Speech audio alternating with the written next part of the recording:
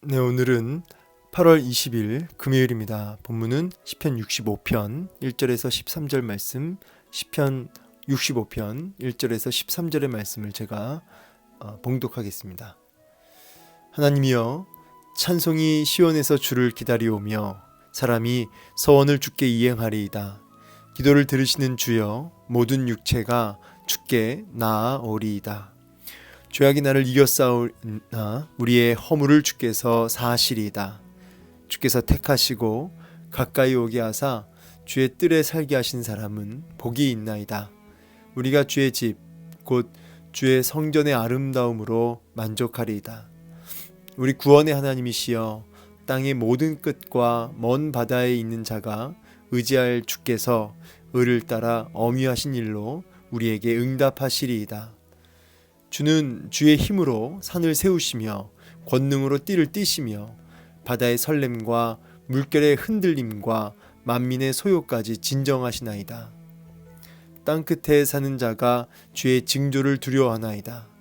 주께서 아침 되는 것과 저녁 되는 것을 즐거워하게 하시며 땅을 돌보사 물을 내어 심히 윤택하게 하시며 하나님의 강에 물이 가득하게 하시고 이같이 땅을 예비하신 후에 그들에게 곡식을 주시나이다. 주께서 밭고랑에 물을 넉넉히 대사 그 이랑을 평평하게 하시며 또 담비로 부드럽게 하시고 그 싹에 복을 주시나이다. 주의 은택으로 한 해를 관 씌우시니 주의 길에는 기름방울이 떨어지며 들의 초장에도 떨어지니 작은 산들이 기쁨으로 띠를 띄었나이다.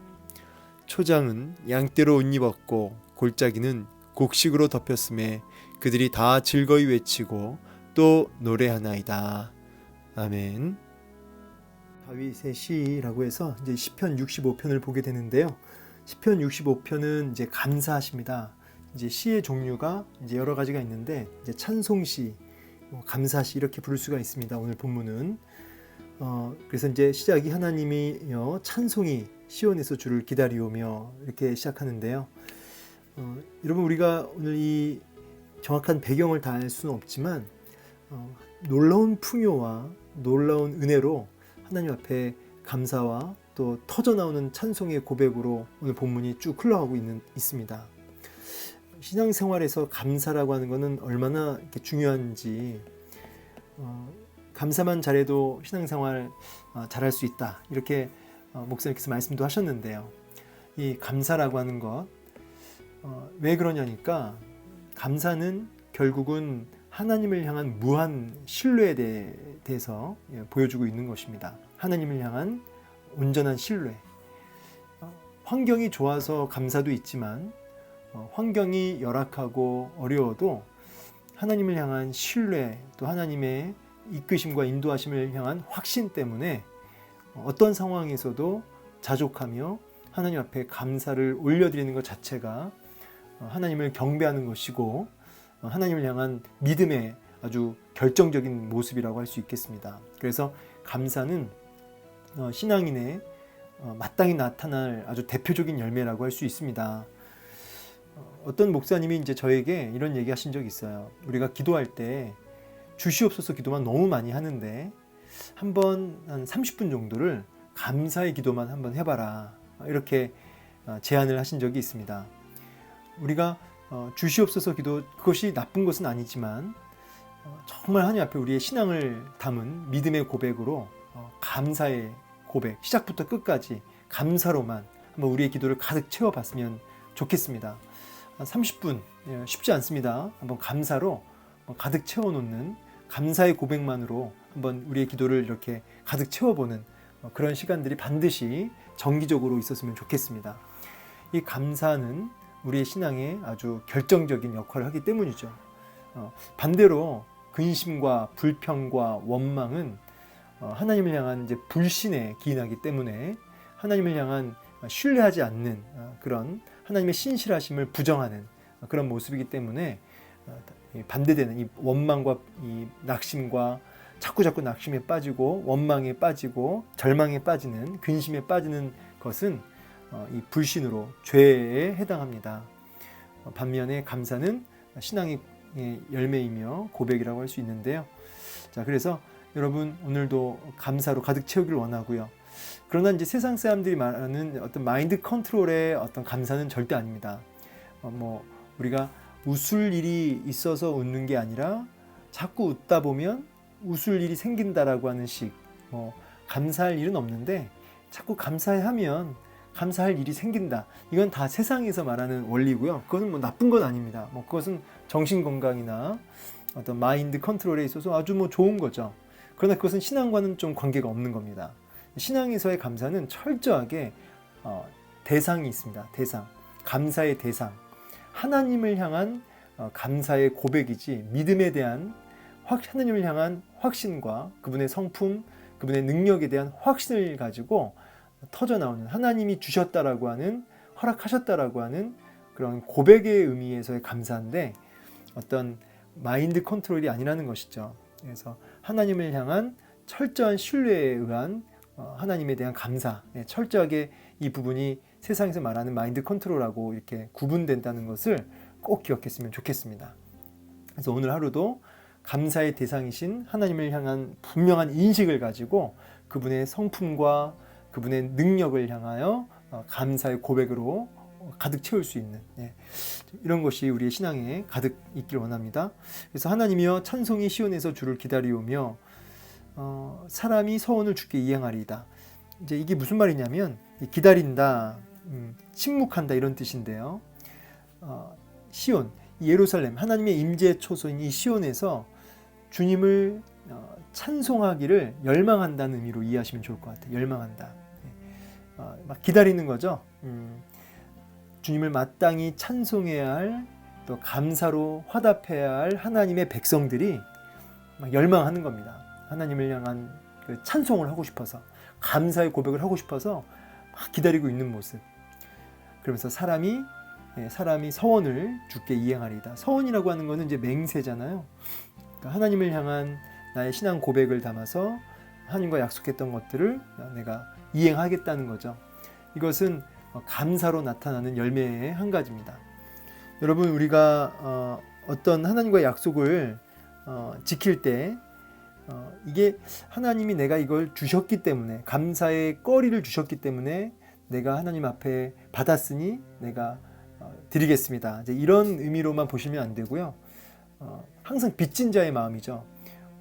일평생 갚을 수 없는 빚, 우리의 생명, 영원한 지옥이나 또 심판에서 우리를 건져내셔서 영원한 천국으로 옮기시고 이 땅에서도 함께 해주시고 지켜주시고 이끌어 가시는, 가장 좋은 곳으로 인도하시는 그 아버지의 그 은혜, 독생자 외아들까지 주신 그 은혜, 이런 것들 생각하면 우리는 평생 무슨 마음으로 사냐면 빚진 자의 마음으로 사는 거죠. 그래서 내 삶 전부를 주 앞에 헌신하고 드려도 갚을 길이 없는 이러한 마음에서 나와지는 그런 감사와 또 서원을 이행하는, 주 앞에 순종하는 그런 모습으로 이해하시면 좋겠습니다. 그래서 이제 전에 우리가 주께 드린 맹세를 지키겠습니다. 이렇게 당신께 바쳐드린 서원을 이루어지게 하소서. 이렇게 다른 번역본에는 이렇게 나와 있네요. 그래서 2절에 기도를 들으시는 주여 모든 육체가 주께 나오리다. 이 모든 육체들이, 모든 인생들이 주님께 나오는 이유는 우리의 기도를 하나님이 들으시기 때문이죠. 여러분, 하나님은 우리의 기도를 다 들으십니다. 100% 다 들으시죠. 100% 다 들으신다. 근데 하나님이 내 기도를 안 들으시는 것처럼 느껴질 때가 있습니다. 그러면 이게 좀 충돌되잖아요. 하나님은 기도를 들으시는 주님이신데 하나님은 다른 사람 기도는 다 들으시고 내 기도는 혹시 안 들으시는 거 아니냐. 여러분 이제 한 번쯤 들어보셨겠지만 우리의 기도를 하나님이 100% 다 들으시는데 그 응답이라고 하는 것은 예스만 있는 게 아니라는 거죠. 예스만 응답이 아니고 하나님이 그 응답을 거절하시는 것도 응답이에요. 그리고 이제 기다리라 라고 하시는 것도 이제 응답이죠. 예컨대 여러분 자녀가 어린 자녀가 막 이렇게 과일 깎는 칼을 보고 막 이제 자기도 해보겠다고 달라고 할 때 그것이 이제 자녀가 막 매달리고 막 울고 막 이렇게 자지러집니다. 그렇다고 부모가 그렇게 자지러지고 막 매달린다고 그 칼 줍니까? 그 위험한데. 그렇지만 그 아이는 섭섭한 거죠. 안 주니까. 필요한 것 같고 나는 그게 정말 꼭 갖고 한번 해보고 싶은데 근데 그 부모의 눈에는 그게 아니라는 걸 아니까 그걸 안 주죠. No, 딱 no, 아니야. 이것도 응답이라는 거죠. 그래서 yes든 no든 그것이 나에게 가장 합당한 응답이기 때문에 그것을 아파도 다 납득이 안 돼도 이해가 안 돼도 믿음으로 받으면 복이 있다라는 거예요. 그리고 wait은 이제 기다리다라는 거죠. 기다리다. 그래서 하나님께서 하나님이 계획하신 그 가장 적합한 때까지 인내케 하시고 우리를 연단하시고 훈련하시기 위한 과정으로서 기다리게 하시는 응답도 있습니다. 그래서 이제 기도를 들으시는 주여, 이렇게 응답을 우리 측면에서 한 가지만 보시는 게 아니고 이런 세 가지의 측면을 같이 보셔야 됩니다. 기도를 들으시는 주여 하면서 모든 육체가 주께 나오리다. 왜냐하면 기도를 응답하시는 주님이시기 때문에 이제 그 주님께 힘을 다해 나아가는 거죠. 이 주님밖에 없으니까. 그러면서 이제 3절에 죄악이 나를 이겼사오니 우리의 허물을 주께서 사하시리다. 죄악이 나를 이겼다. 그러니까 이 죄악이 자신을 덮는다는 거죠. 자기 힘과 능력과 의지로는 이 죄를 이길 수가 없다는 거예요. 이런 어떤 안타까움이 그 안에 있는 겁니다.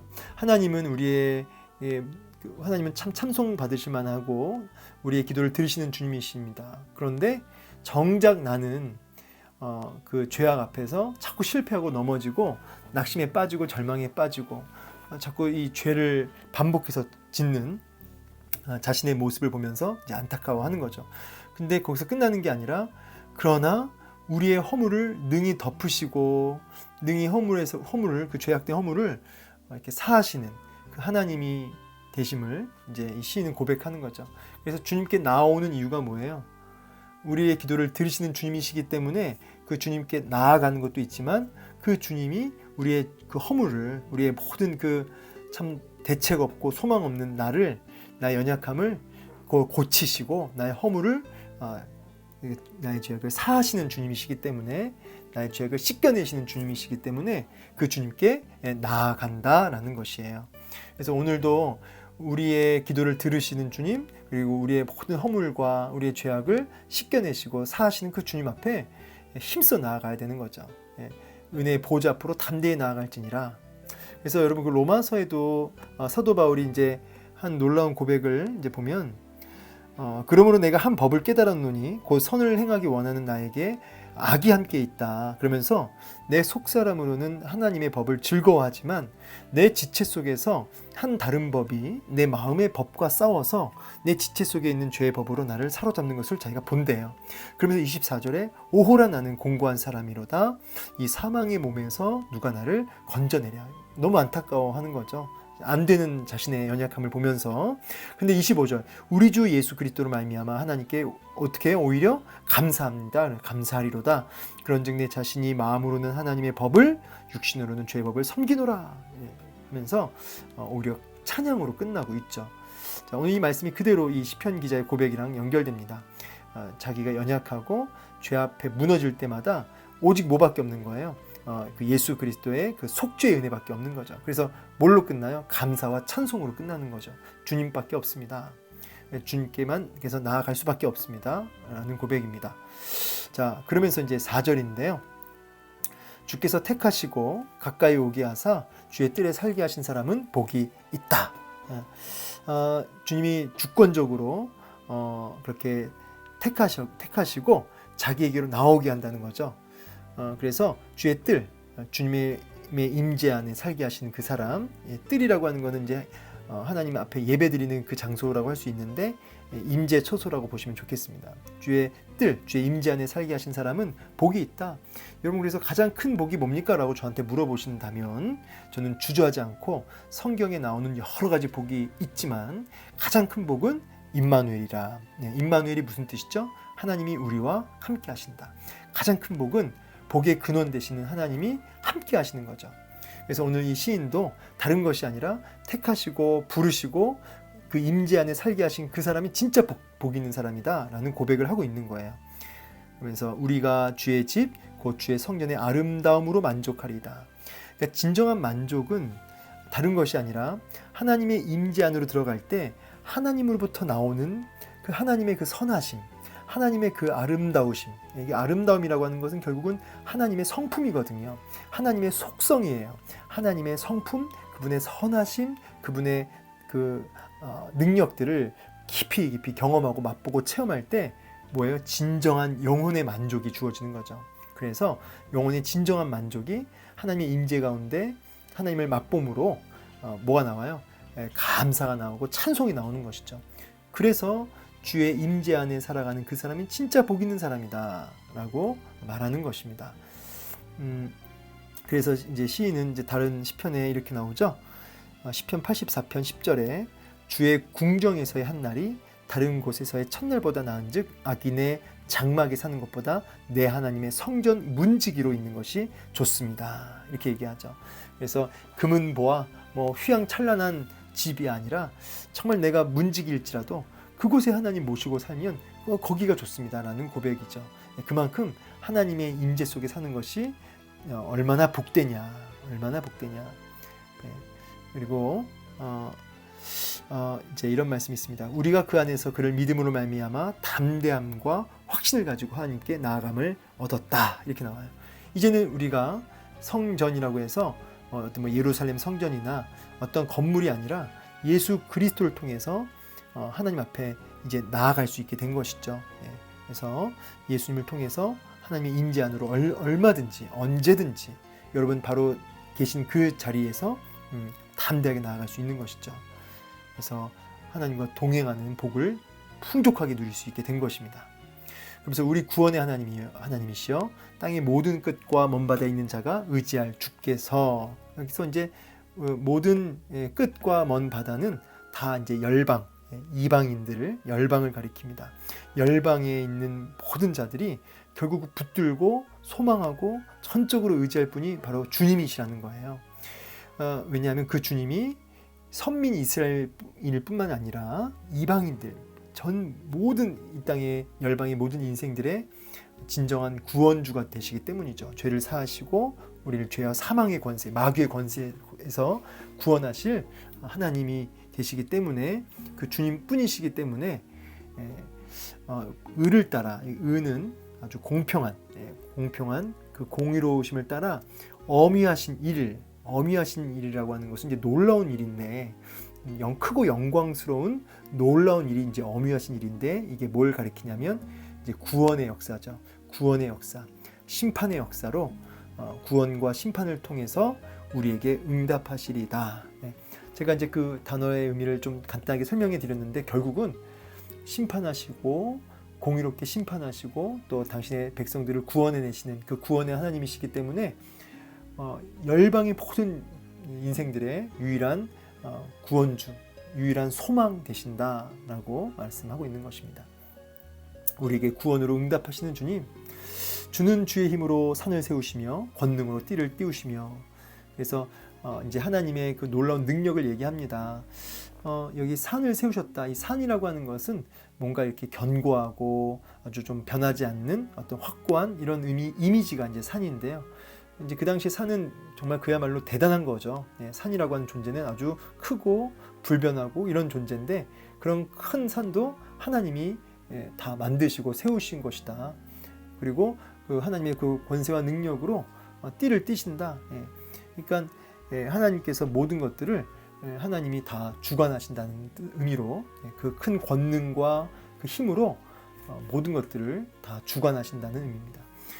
그렇죠. 여러분, 각양 좋은 모든 것들이 다 위로부터 하나님께로부터 내려온다는 사실을 여러분 기억하셔야 됩니다. 정말 진짜 정말 좋은 것들이 다 하나님께로부터 위로부터 오는 것이에요. 그 하나님의 능력, 하나님의 권능, 그것이 온 우주를 지금도 운행하고 계시고 컨트롤하고 계신다는 사실을 여러분 반드시 기억하시길 바랍니다. 온 우주를 지금도 운행하시는 한 채 오차가 없이 운행하고 계신 그 능력의 하나님의 손이 지금 여러분도 붙들고 계신다는 거예요. 얼마나 감격스럽습니까? 또 감사합니까? 그러면서 여기 제가 뭐 풋노트로 뭐 띠란 단어에다가 뭐 신분이란 단어를 이렇게 제가 주석을 봤더니 이런 의미가 있더라고요. 신분. 어쨌든 중요한 건 하나님의 그 권능이 이렇게 권능 있는 분이시다라는 의미로 권능으로 띠를 띠시며라고 이렇게 단어가 나온 겁니다. 참고하시면 되겠고요. 7절 바다의 설렘과 물결의 흔들림과 만민의 소요까지 진정하십니다. 바다에 막 이런 그 파도 치고 막 풍랑이 일고 이런 모습, 그리고 사람들이 막 폭동을 일으키고 반역을 일으키고 이런 어떤 무질서함들을 질서로 바꾸시는 하나님이십니다.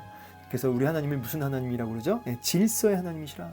그래서 모든 혼돈과 무질서와 그 감당 안 되는 그런 풍랑도 하나님이 잠잠케 하시는 샬롬을 주시는 질서의 하나님, 평강의 하나님이시다. 땅 끝에 사는 자가 주의 징조를 두려워하리이다. 그러니까 이제 이런 어떤 신성들, 이런 초자연적인 역사들을 땅 끝에 사는 자, 이제 열방에 있는 모든 이방인들이 보고 그 신성을 보고 그런 초자연적인 역사를 보고 진짜 하나님을 이제 두려워하게 된다는 거죠. 실제로 우리 예수님께서 풍랑을 이렇게 잔잔케 하시는 모습 보고 제자들을 포함한 또 다른 사람들도 막 두려워하며 그 앞에 엎드리게 되죠. 진실로 하나님의 아들이로소이다. 그래서 하나님 앞에 하나님이 얼마나 크고 두려우신 분인지를 이제 깨닫게 하는 거죠. 오늘도 우리가 다른 것이 아니라 두려움의 대상이 이제 하나님임을 우리가 기억해야 된다는 거죠. 그 문제가 두려운 게 아니고 그 환경이 두려운 게 아니고 그 사람, 그 문제가 아니라 정말 우리가 경외해야 할 대상이 이제 하나님이시다. 그러면서 주께서 아침 되는 것과 저녁 되는 것을 즐거워하게 하시리다. 어떤 단어에는 어떤 번역본에는 이제 아침 되는 곳, 저녁 되는 곳 이렇게 나와 있는데 이제 제가 다른 번역본을 좀 하나 읽어드리면 이제 의미가 좀 더 이렇게 잘 올 것 같아요. 땅 끝에 사는 사람들이 당신의 손길을 보고 놀라며 해 뜨는 데서 일으키신 노랫소리, 해 지는 곳에 메아리칩니다. 이렇게 나와 있어요. 그러니까 해가 지고 또 해가 지는, 해가 일고 해가 지는 이런 모든 자연의 섭리를 보고 모든 그 땅 끝에 사는 백성들까지도 모든 열방이 이제 즐거워한다는 거죠. 이런 자연 질서들을 보고 기뻐한다는 거죠. 그러면서 땅을 돌보사 물을 대어 심히 윤택하게 하시며 하나님의 강에 물이 가득하게 하시고. 자, 여기 이제 보시면 이제 9절부터 쭉 풍요에 대한 의미예요. 제가 이거 한 절 한 절 이제 시간이 많이 가니까 풍요.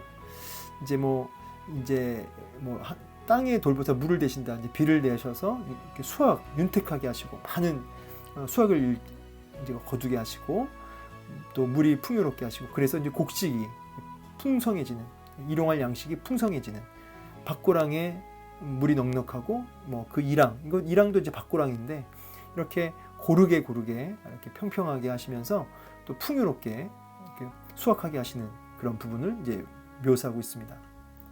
그러면서 주의 은택으로 한 해를 관 씌우시고, 이제 이 관은 이제 이렇게 꽃관이라고 할까요? 이제 왕이 쓰는 관 있죠.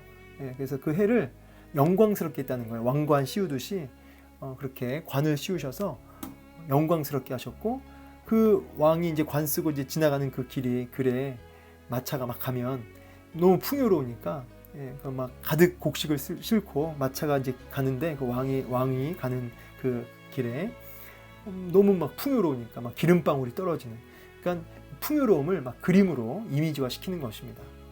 들의 초장에도 떨어지니 작은 산들이 기쁨으로 띠를 띄었나이다. 그래서 막 산들마다 이 띠를 띈 것처럼 풀이 완전히 가득한 겁니다. 그래서 아주 풍요로운 꼴이 가득한 이런 모습. 초장은 양떼로 옷 입었고, 그러니까 양들도 가득한 거예요. 골짜기는 곡식이 덮였고, 그래서 다 즐거워 외치고 노래하나이다. 감사와 찬송이 넘치는 모습. 자, 이렇게 진정한 풍요와 진정한 기쁨이 하나님께로부터 온다는 거죠.